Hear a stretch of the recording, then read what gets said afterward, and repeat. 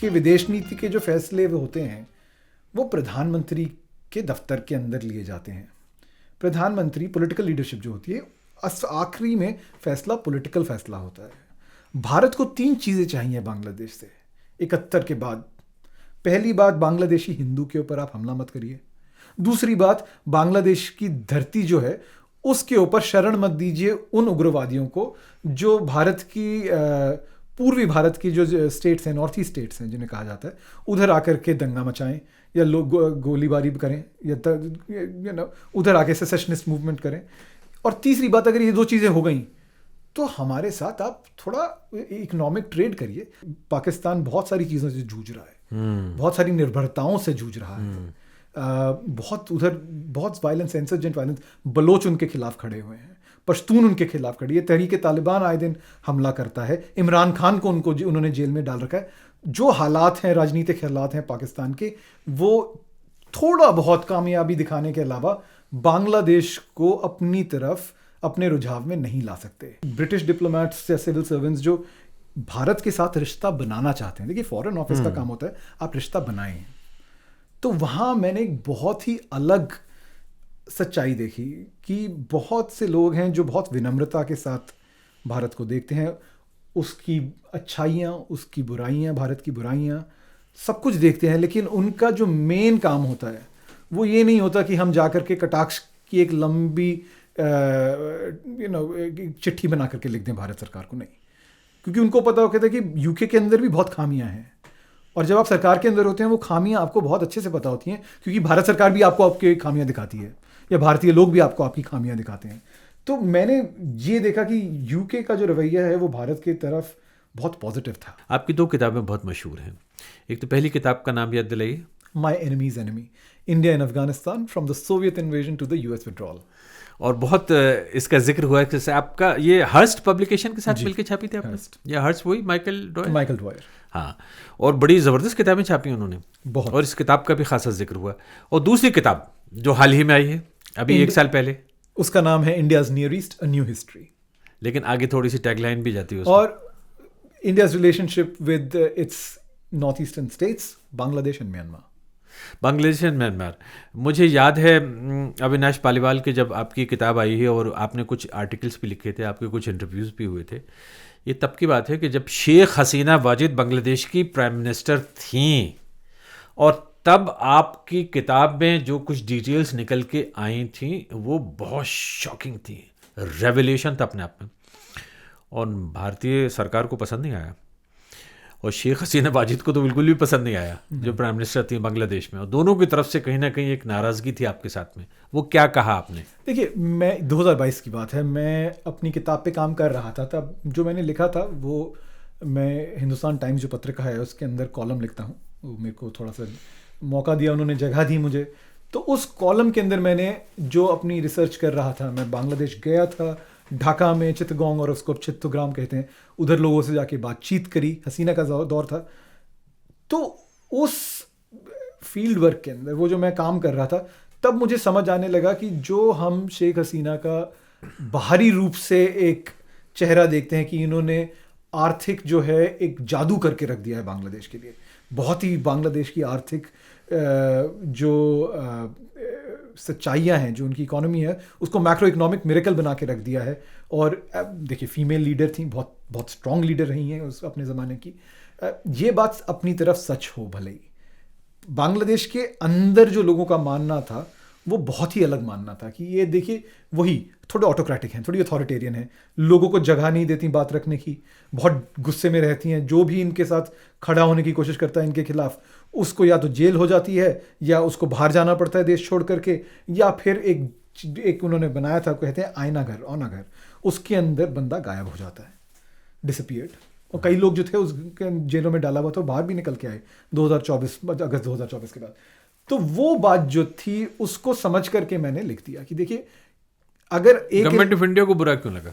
देखिए, government of India को बुरा, ये मैं मतलब गवर्नमेंट ऑफ इंडिया के कुछ लोग थे जो इनको मैं जानता था, जिनको थोड़ा सा ये लगा कि बुरा से ज़्यादा कि ये आपने लिखा क्यों, क्योंकि उनका मानना ये था कि वो शेख हसीना बांग्लादेश के अंदर जो मर्जी करें, इसमें भारत को क्या लेना देना। भारत को 3 चीज़ें चाहिए बांग्लादेश से, 71 के बाद।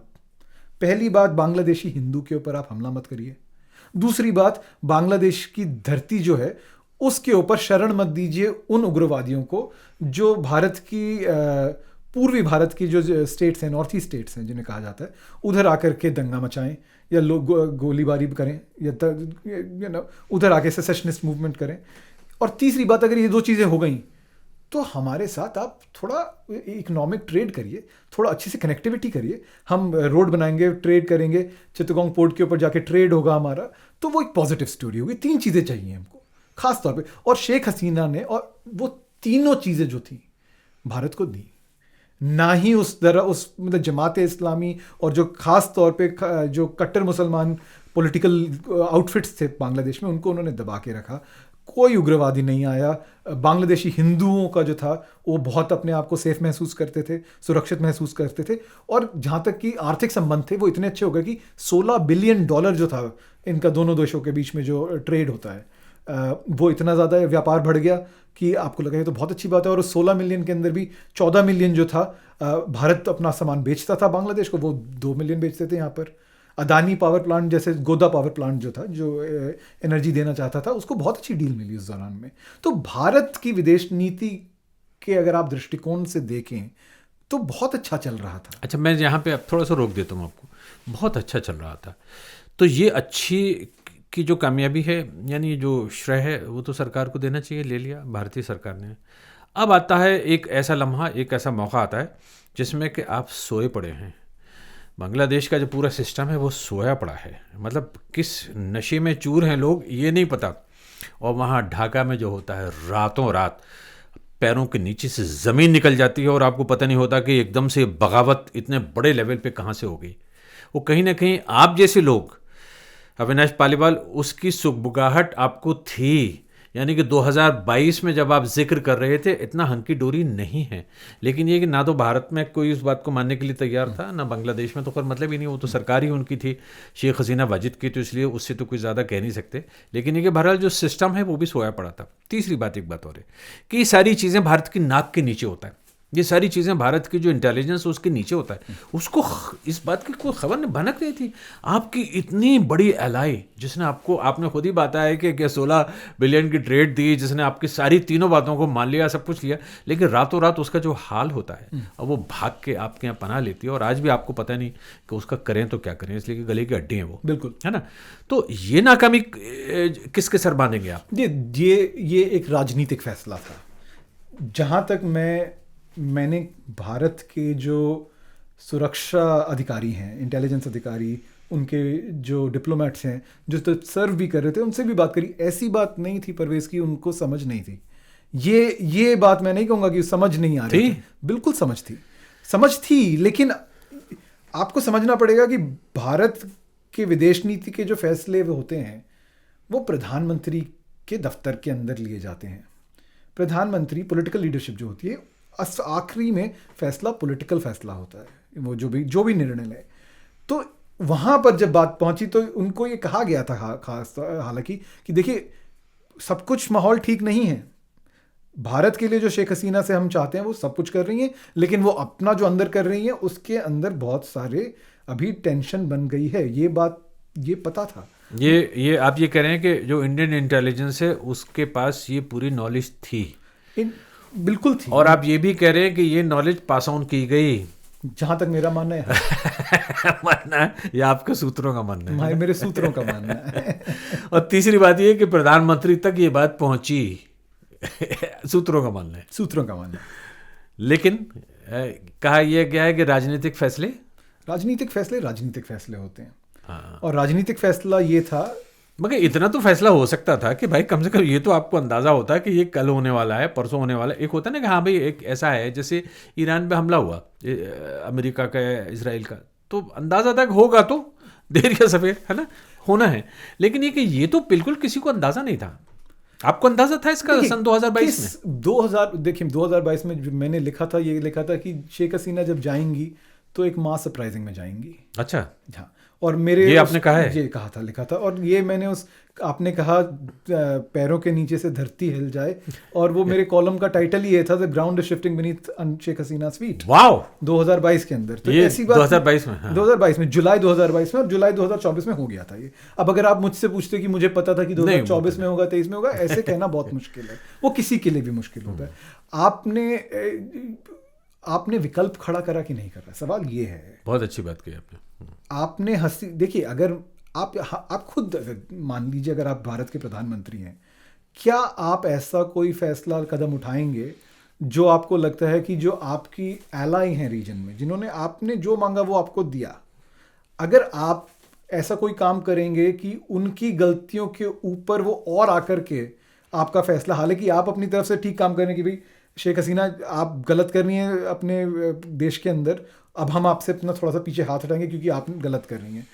अगर उस दौरान ये कैलकुलेशन थी कि अगर भारत उस दौरान अपना हाथ हटा लेता शेख हसीना के पीछे से, तो जो 2024 अगस्त के अंदर हुआ वो कई पहले हो चुका होता। बड़ी दिलचस्प बात है, वो पहले भी हो सकता था। पहले भी हो सकता था। ठीक तो है। भारत के ऊपर तो ये था कि यार आप ये बताइए कि जब तक चल सकता है जब तक देखेंगे, चलता है जब तक। ठीक है। अच्छा, अब आज हम किस स्थान पे हैं, किस चरण में दाखिल हो चुके हैं भारत और बांग्लादेश के संबंधों के परिप्रेक्ष्य में, ये सवाल है आपसे कि आज की तारीख में क्या अब हम फिर उस तरफ जा सकते हैं जैसे कि तीनों चीज़ें आपको इनाम में मिल रही थी बांग्लादेश से? मेरा मानना है कि जो नई पार्टी बन करके आई है, जीत करके इलेक्शन जीत करके आई है, बांग्लादेश नेशनलिस्ट पार्टी, जो शेख हसीना की पुरानी पार्टी है, इनकी मेन ऑपोजिशन पार्टी हुआ करती थी शेख हसीना जब थी, मगर उनको काम करने का ज़्यादा मौका नहीं मिलता। बेगम खालिदा जिया की पार्टी, और खालिदा जिया का इंतकाल भी अभी कुछ 1-2 महीने पहले ही हुआ है। मेरा मानना ये है कि अभी आगे बढ़ते हुए भारत में और बांग्लादेश में, और दोनों के लीडरशिप में, और एलीट जो होते हैं, जो लोग एक दूसरे को समझते हैं थोड़ा बहुत, ये मानना है कि हम पड़ोसी देश हैं, विश्व में बहुत अस्थिरता है, हम नहीं चाहते कि ये जो बातें हुई, गलतियां हुई, इसको लेकर के हम अपना भविष्य बदल दें, बर्बाद करें। तो मेरा मानना तो यह, मैं उम्मीद बनाए रखा हूं इसके अंदर कि बीएनपी ने ये वादे करे हैं भारत को कि ना ही हम बांग्लादेशी हिंदू के खिलाफ जाएंगे, हम इनको, जो माइनॉरिटीज़ हैं, इनको बचा के रखेंगे, इनको प्रोटेक्ट करेंगे। बांग्लादेशी पहले हैं, हिंदू बाद में। दूसरी बात, बांग्लादेश की जो धरती है, इसके ऊपर किसी भी उग्रवादी को पनाह नहीं दी जाएगी। जहाँ तक आर्थिक संबंध की बात है, उसके अंदर किस तरीके से हम नेगोशिएट करेंगे, वो नेगोशिएशन चल रही है। पानी जो है, पानी आता है, गंगा वाटर ट्रीटी है, पानी का कितना, कौन वाटर शेयरिंग क्या होगी, उसके ऊपर नेगोशिएशंस होंगी। वो डिप्लोमेटिक नेगोशिएशन, टेक्निकल नेगोशिएशन चलती रहेंगी। लेकिन उसमें कहीं ना कहीं हो सकता है कि बांग्लादेश का थोड़ा सा पलड़ा भारी इस सेंस में है कि वो थोड़ा सा आपसे ज़्यादा मांगेगा, आपसे उम्मीद करेगा, और ख़ास तौर पे आपके सर पे तलवार ये भी लटक रही है कि जो जमात इस्लामी है वो ठीक है, वो सत्ता में नहीं आई, लेकिन पहले से ज़्यादा मजबूत है। बिल्कुल। और दूसरी तरफ ये भी है कि पाकिस्तान ने बड़ी कोशिश की है पिछले 6-7 महीने में कि किसी तरह से अपने जो पंजे हैं, अपने जो पैर हैं, उनको वो फैला सके, मजबूत कर सके बांग्लादेश में।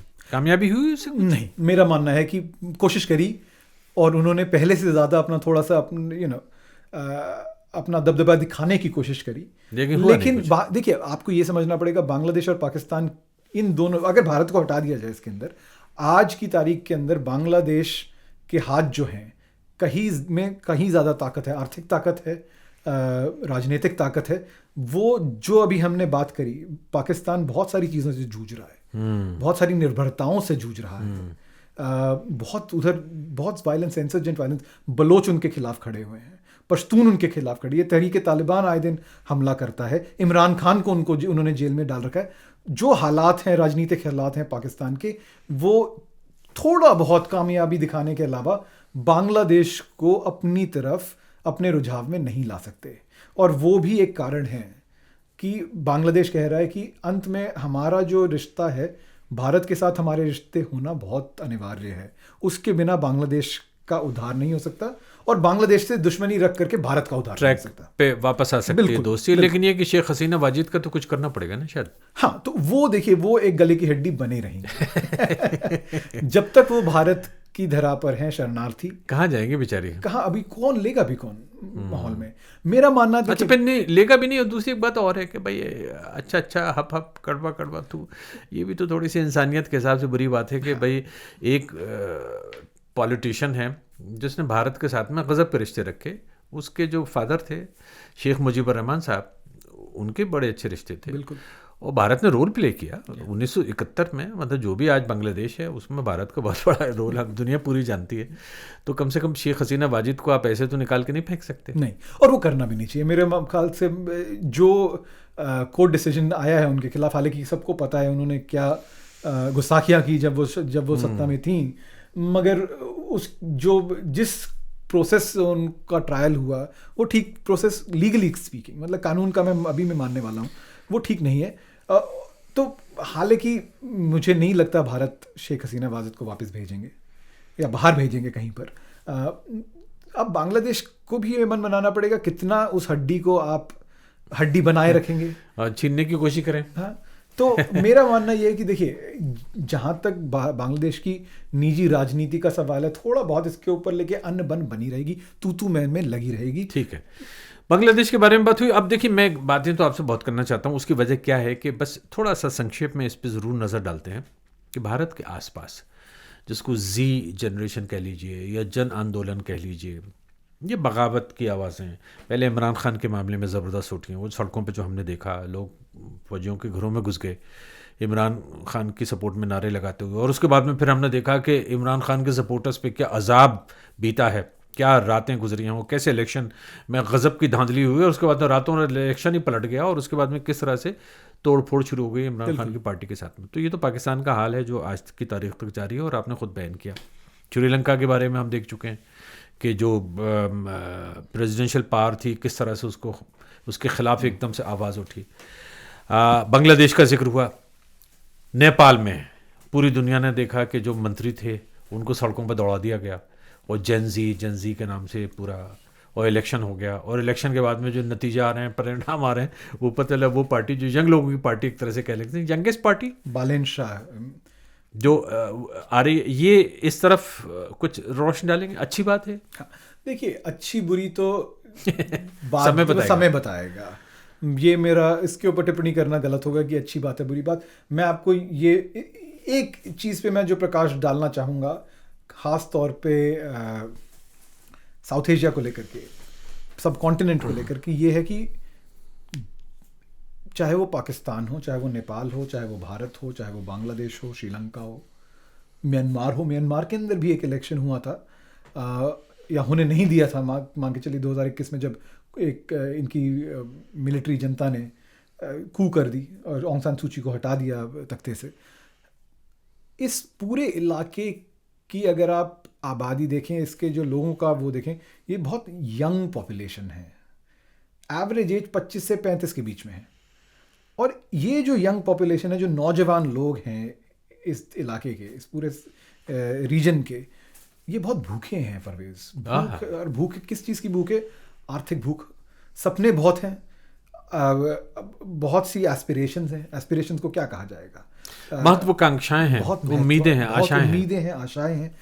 तो अब उम्मीद तो आपकी बहुत है, आप में काबिलियत भी बहुत है, ये नौजवान जो है पढ़े लिखे नौजवान हैं, लेकिन अगर नौकरी नहीं मिली तो कहीं ना कहीं साल 2 साल 3 साल आपने फिर भी एक बार को काट लिए, लेकिन अगर नौकरी मिल ही नहीं रही और आपके देश की आर्थिक समस्याएं जा नहीं रही, और बाहर जाना आपके लिए मुमकिन नहीं अभी, क्योंकि पश्चिमी देश बाहर के लोगों को आने नहीं देना चाह रहे, तो दिक्कत खड़ी हो जाती है। वो एक स्ट्रक्चरल प्रेशर होता है, कहीं ना कहीं वो जो दिक्कतें हैं, वो सामाजिक दिक्कत, वो आर्थिक दिक्कत, वो सड़क पर आती है। वो उसका सामना करना पड़ा नेपाल के पुरानी पार्टियों को, शेख हसीना वाजिद को, श्रीलंका के अंदर जो राजपक्सा सरकार थी पहले उसको, म्यांमार में तो पूरा एक युद्ध चल रहा है लोगों के बीच में, सिविल वॉर जिसे कहा जाता है। अब पाकिस्तान के अंदर आपने बयां करा कि चाहे वो फौज हो उसको, और इमरान खान को जो जेल में डाला गया, तो ये हर जगह पॉलिटिकली इनकरेक्ट सवाल है, क्योंकि जब आपने सारे देशों का जिक्र कर दिया आसपास में, तो भारत का जिक्र कैसे ना हो? क्योंकि भारत में हुआ नहीं है अभी। नहीं, मैं ये नहीं कह रहा कि ऐसा हुआ नहीं है। मैं ये कह रहा हूँ कि जो एक अनएम्प्लॉयमेंट है, जो बेरोजगारी है, जो डिसकंटेंट है, वो तो कहीं नज़र आता है। बिल्कुल।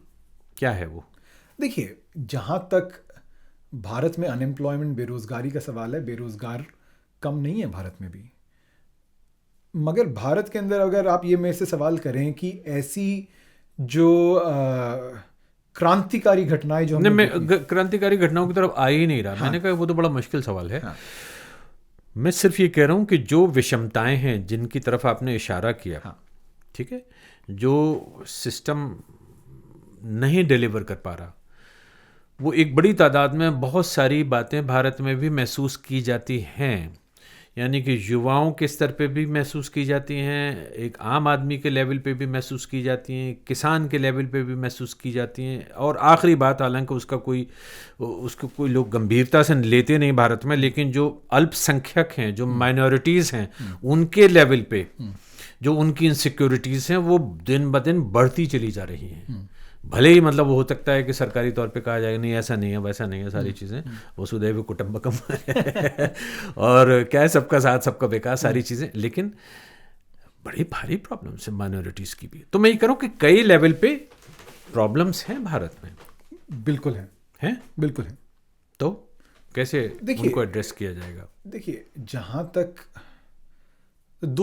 कई सवाल आपने मेरे सामने रख दिए। पहले तो मैं 2 और 3 में बांटना, मैं तो ओवरऑल एक बात कह रहा हूँ कि डिसकंटेंटमेंट कई लेवल पे होता है बहुत बार। बिल्कुल, डिसकंटेंटमेंट कई लेवल पर होता है।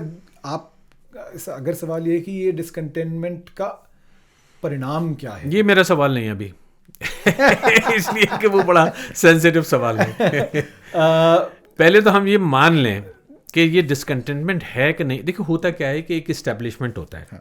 अविनाश पालीवाल, हम और आप इस लाइन में एक लंबे अरसे से हैं, है ना, और वो उस डिसकंटेंटमेंट को सरकारें पहचानना नहीं चाहती, मान्यता नहीं देती। आपने खुद ही कहा 2022 में आपने एक बात कही, ना तो भारत की सरकार को अच्छा लगा ना बांग्लादेश की सरकार को अच्छा लगा, लेकिन आप ये कह रहे थे भाई ये डिसकंटेंटमेंट हो रहा है बांग्लादेश में, लोग परेशान हैं, नाराज़ हैं, चीज़ें हैं। तो उसी लेवल पे मैं आपसे बात कर रहा हूँ कि भारत में एक डिसकंटेंटमेंट आपने पुष्ट किया, कंफर्म किया कि है, डिसकंटेंटमेंट है। अगर आप ये सवाल आप ये जानना चाह रहे हैं कि मैं आपसे सहमत हूं या नहीं आपकी बात से कि डिसकंटेंटमेंट है कि नहीं, तो मैं आपको स्पष्ट रूप से कहना चाहता हूं कि मैं आपकी बात से सहमत हूं।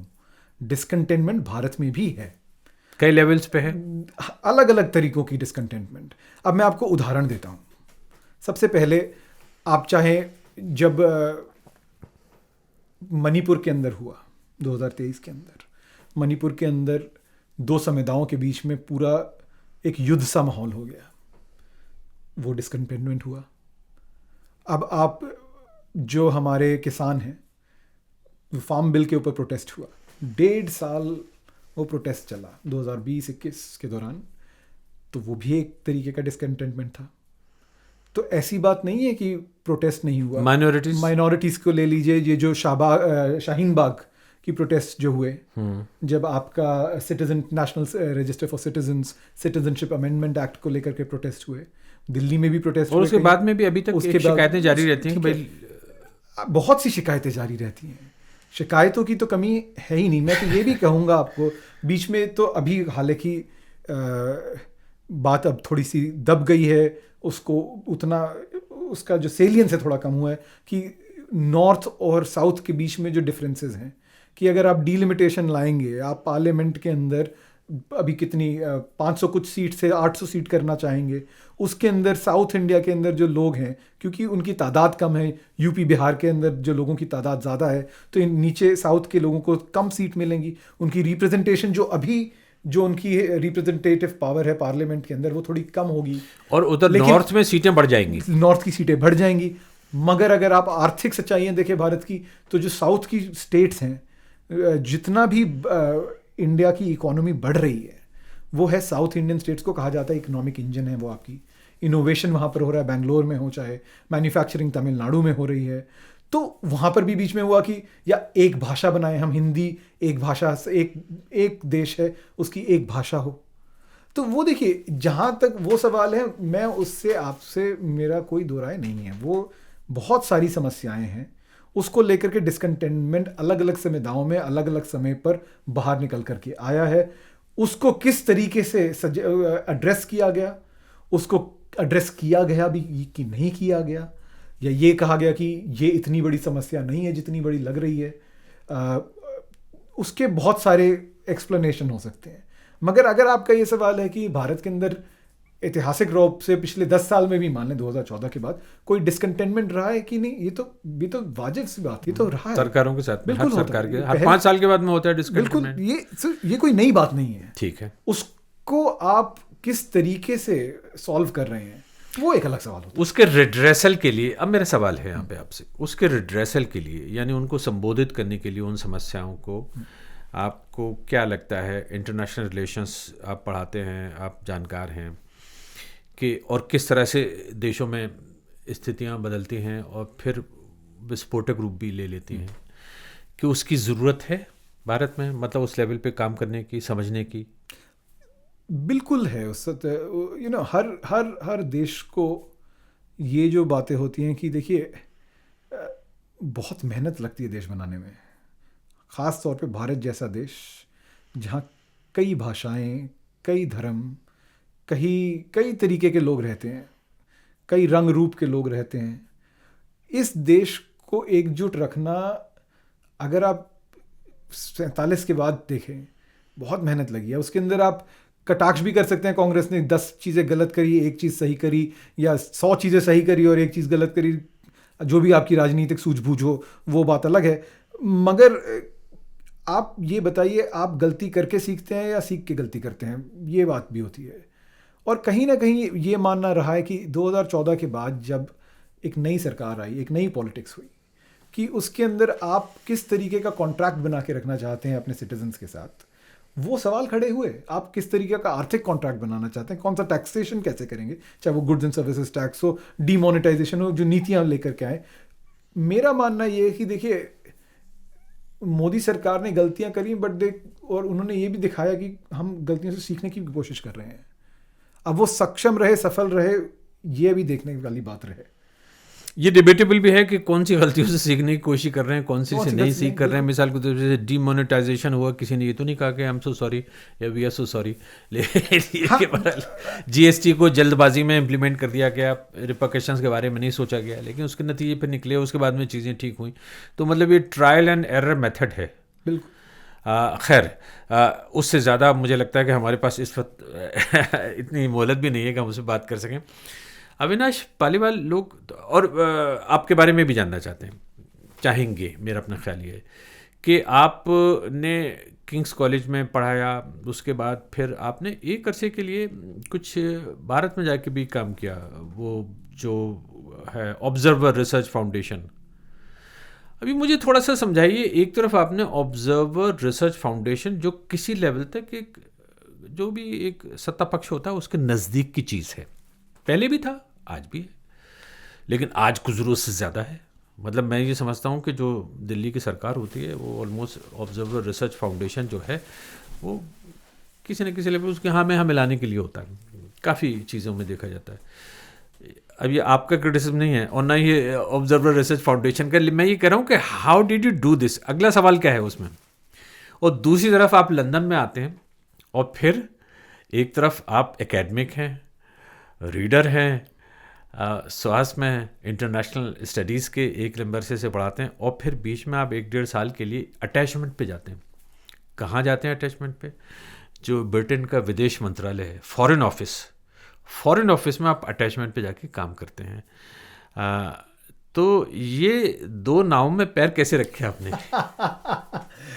जब मैं ORF के साथ जुड़ा था, और मेरा ORF के साथ जो संबंध था बहुत छोटे समय के लिए था, और वो पहले 2011 में था। मैं करीब 3-4-5 महीने के लिए उनके साथ जुड़ा रहा रिसर्च असिस्टेंट बन के, बहुत समय पहले की बात है। और उधर जो मुझे थोड़ी बहुत दोस्तियां बनी, जो गाइडेंस मिली, जो उधर मेरे सहकर्मी थे, उनके साथ काम करके मुझे लगा कि मुझे अफ़गानिस्तान पे अपनी PhD करनी है।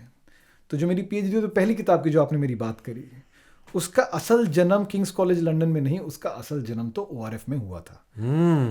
क्योंकि मैं दिलचस्पी रखता हूँ इन सब चीज़ों के बारे में, जियोपॉलिटिक्स, कॉन्फ्लिक्ट, सिक्योरिटी। तो और मेरी मास्टर्स डिसर्टेशन जो 2008-9 में थी वो कश्मीर पे थी। मैं जब ये अमरनाथ लैंड ट्रांसफर कंट्रोवर्सी 2008 में चल रही थी तब मैं कश्मीर में था, मैं वैली में था, और मेरे घर वाले जो हैं वो भारतीय सेना के साथ जुड़े हुए हैं, तो मेरे को, और मैं दिल्ली में पला बड़ा हूँ, तो मुझे एक दिल्ली वाले की हैसियत से जो कश्मीर के अंदर एक इंट्रोडक्शन मिलती है एक 18-19 साल के लड़के को, 20 साल के लड़के को, वो मिली थी पहली बार जब पहली दफ़ा मैं कश्मीर गया, तो मेरी दिलचस्पी उन सवालों पर बनी रही। अब जब ORF में गया तो लगा कि देखिए कश्मीर में थोड़ा बहुत समझ लिया, पाकिस्तान में मुझे घुसने नहीं दिया जाएगा क्योंकि मैं भारतीय हूँ, तो पाकिस्तान के ऊपर मैं अपने 3-4 साल समय मैं इसके ऊपर पूरा तरीके से अपनी PhD नहीं कर सकता इस देश पे, तो अफ़गानिस्तान का सवाल खड़ा हुआ, तो वहाँ पर पहला फैसला वो। अब जब मैंने वो फैसला ले लिया, लंदन आया, और अब मैं भारतीय नागरिक था उस वक्त। ये बात तो आपने 2 नाव में पैर रखने की बात करी, मैं 2 नाव में नहीं, मैं नाव तो मेरी एक ही थी, बस 2 अलग अलग नाव हैं मैं। भारतीय नागरिक था, PhD करने आया, किंग्स कॉलेज लंदन में मेरी PhD शुरू हुई।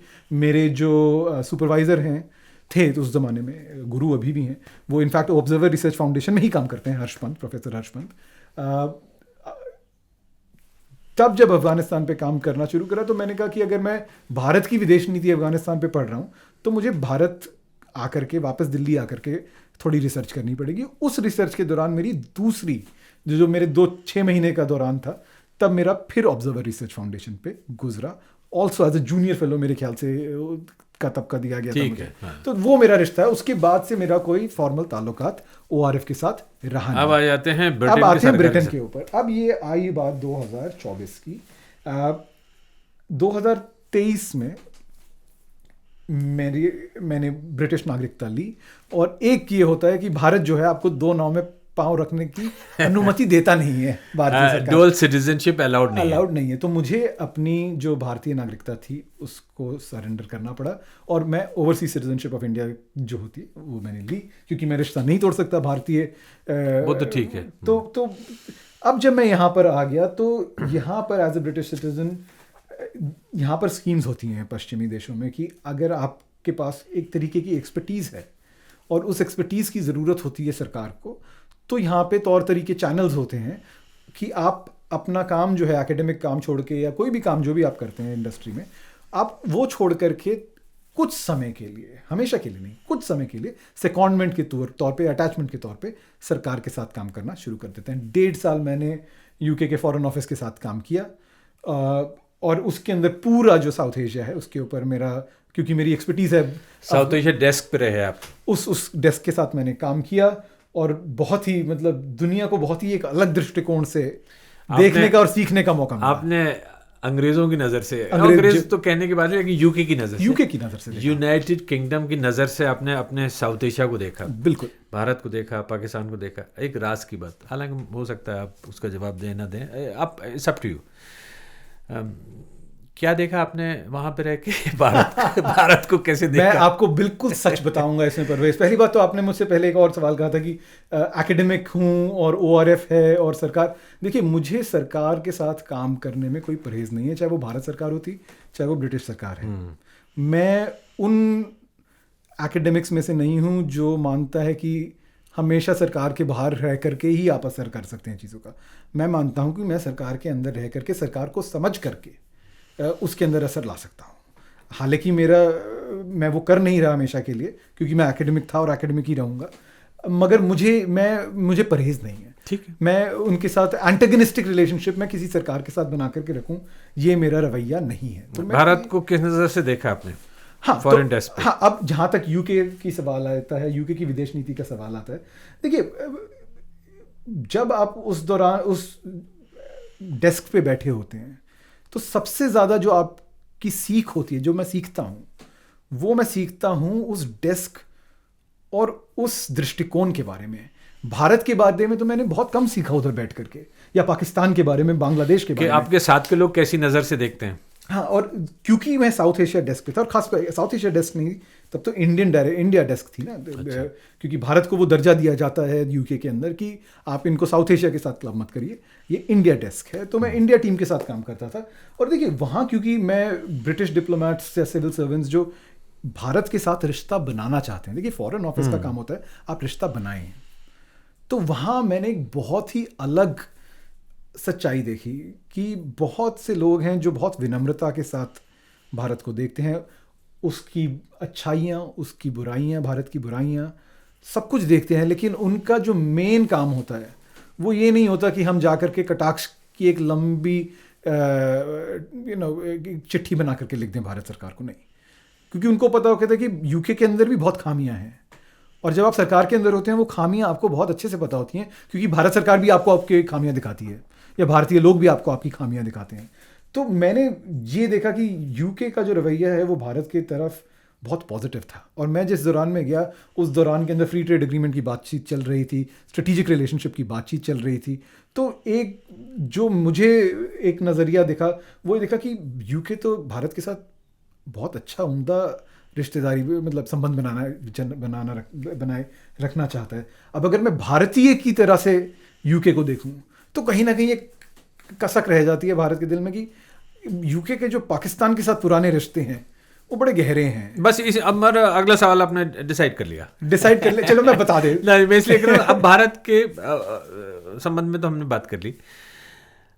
जो यूके की डेस्क है वो पाकिस्तान को किस नज़र से देखते हैं और किस नज़र से उन संबंधों को पिछले परिप्रेक्ष्य में रखती है और आने वाले दिनों में कैसे ले जाना चाहती है? देखिए, सब चीज़ों में मैं आपको ये स्पष्ट कर मैं आपसे ये कहता हूँ सरकारी, मैं निजी तौर से मैं आपका मुझे पर्सनल ओपिनियन चाहिए। बिल्कुल मैं निजी ही मैं रख रहा हूँ। मैं आपको सरकार की मैं सरकार के नुमाइंदा होने की या था नुमाइंदा उसकी हैसियत से बात नहीं कर रहा। ये मेरा निजी मानना है, और भारत के बारे में भी जो मैंने कहा ये मेरा निजी मानना है। अब पाकिस्तान की जहाँ तक बात आती है, देखिए जो मूलभूत है यूके का पाकिस्तान की तरफ रवैया, मेरा मानना ये है वो उसको एक कंट्री एज ए रिस्क देखते हैं।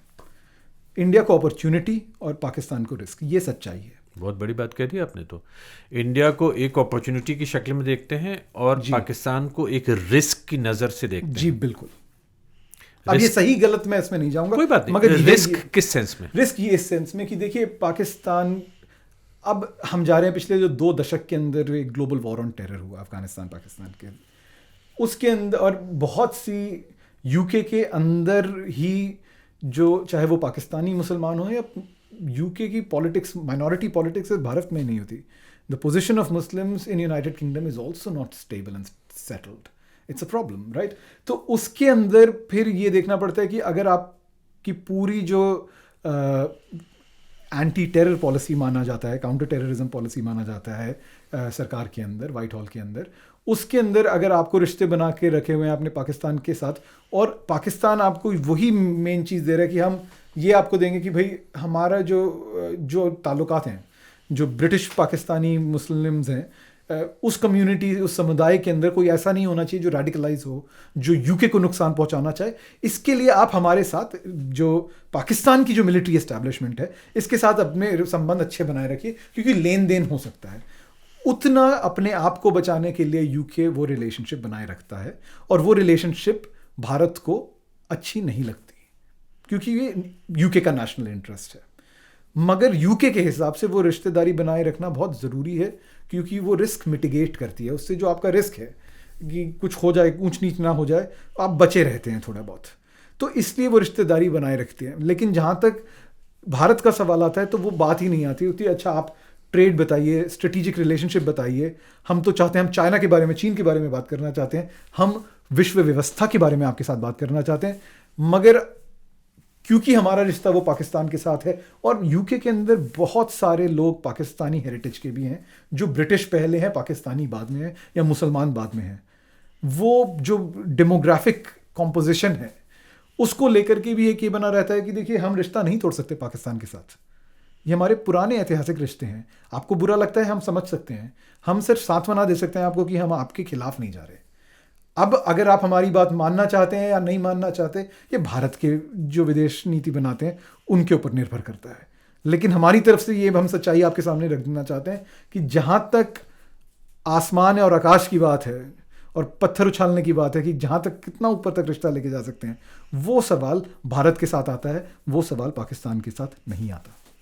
अविनाश पालीवाल, आपसे तो मैं घंटों घंटों ऐसी बात कर सकता हूँ। उसकी वजह यह है कि भाई मैं सवाल करता जाऊँ, मेरी जो भी नॉलेज है थोड़ी बहुत उसमें बड़ा इजाफा होता चला जाता है, वो विकसित होती चली जाती है, नई नई चीज़ें पता लगती है, नए नए दरवाजे आप खोल देते हैं कि मैंने सोचा नहीं कि मेरे जहन में ये सवाल भी आएगा और मैं अचानक वो सवाल कर बैठता हूँ। फिर मैं सोचता हूँ ये सवाल आया कहाँ से, पता चला ये सवाल आपकी बात से निकल कर आया।